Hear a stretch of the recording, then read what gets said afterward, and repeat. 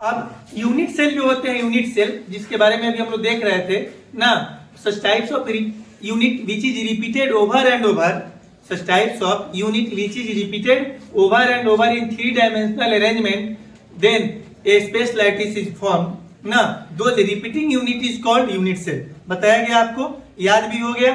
अब हम लोग देखने वाले हैं types of unit cell. Unit cell दो प्रकार के होते हैं। एकक कोशिका कितने प्रकार के होते हैं? दो प्रकार के होते हैं।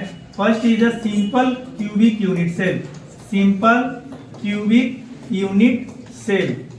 आधघनीय एकक कोशिका, आधघनीय एकक कोशिका। 2 नंबर में होता है centred cubic unit cell, centred cubic unit cell, centred cubic unit cell. ठीक है, तो ये 2 तरह के हो गया यूनिट सेल आपका। ठीक है ना। सिंपल क्यूबिक यूनिट सेल को हम लोग प्रिमिटिव यूनिट सेल भी कहते हैं। क्या कहते हैं? Primitive unit cell. आधघनीय एकक कोशिका और केंद्रित घनीय एकक कोशिका। ठीक है ना। अब हम लोग देखने वाले हैं, सबसे पहले देखेंगे हम लोग सेंटर्ड क्यूबिक यूनिट सेल, उसके बाद हम लोग बताएंगे सिंपल क्यूबिक यूनिट सेल।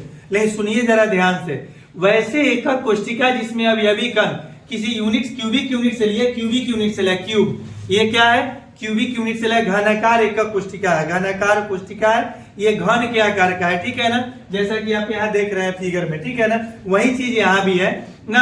अब इसमें क्या, किसी एक यूनिट को ना, जिसे हम लोग बार बार रिपीट करते हैं, जिन्हें हम लोग बार बार क्या करते हैं? रिपीट करते हैं।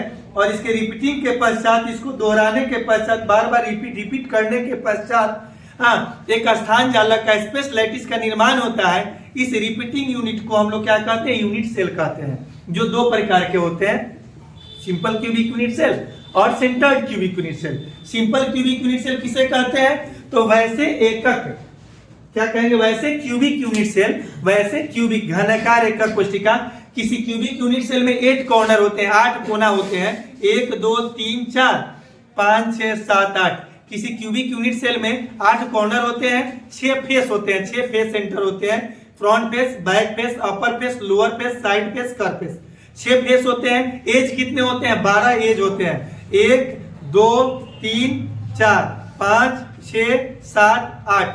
आई साइड में आ जाइए, 9 10 11 12 तो किनारा होता है। बॉडी 1 होते हैं, बॉडी एक इस क्यूब का एक बॉडी है ना। 8 कोना है, कॉर्नर, 6 फेस है, फलक ना, और 12 जो है ना किनारे है, एज। ठीक है ना। तो नंबर ऑफ एटम निकालने में बहुत मदद करेगा हम लोगों को। सिंपल क्यूबिक यूनिट सेल किसे कहते हैं? वैसे एकक कोशिका जिसमें अवयवी कण केवल प्रत्येक कोने पर उपस्थित रहते हैं। किसी ठोस के 3 अवयवी कण होते हैं। There are 3 constituent particles of the solid atoms, molecules and ions. किसी ठोस के 3 अवयवी कण होते हैं, परमाणु, अणु तथा आयन। तो अगर अवयवी कण किसी घनाकार एकक कोशिका में, किसी क्यूबिक यूनिट सेल में केवल प्रत्येक कॉर्नर पर उपस्थित होते हैं, उसको हम लोग कहते हैं SCC, simple cubic unit cell या प्रिमिटिव यूनिट सेल। ठीक है। वैसे एकक कोशिका जिसमें अवयवी कण प्रत्येक कोने के अलावा किसी दूसरे स्थान पर भी मौजूद होते हैं, उसको हम लोग कहते हैं सेंटर्ड क्यूबिक यूनिट सेल। तब आपका सवाल होगा कि सर दूसरे स्थान पर कहाँ? तो सेंटर्ड क्यूबिक यूनिट सेल 3 प्रकार के होते हैं। Body centred cubic unit cell, face centred cubic unit cell और end centred cubic unit cell. यानी अंतः केंद्रित घनीय एकक कोशिका, फलक केंद्रित घनीय एकक कोशिका, अंतः केंद्रित घनीय एकक कोशिका। प्यार से इसको बीसीसी, एफसीसी और ईसीसी कहते हैं। ठीक है ना। चलिए अब हम लोग देखने वाले हैं, सबसे पहले आप लिखेंगे सिंपल क्यूबिक यूनिट सेल। क्या लिखेंगे? Simple cubic unit cell.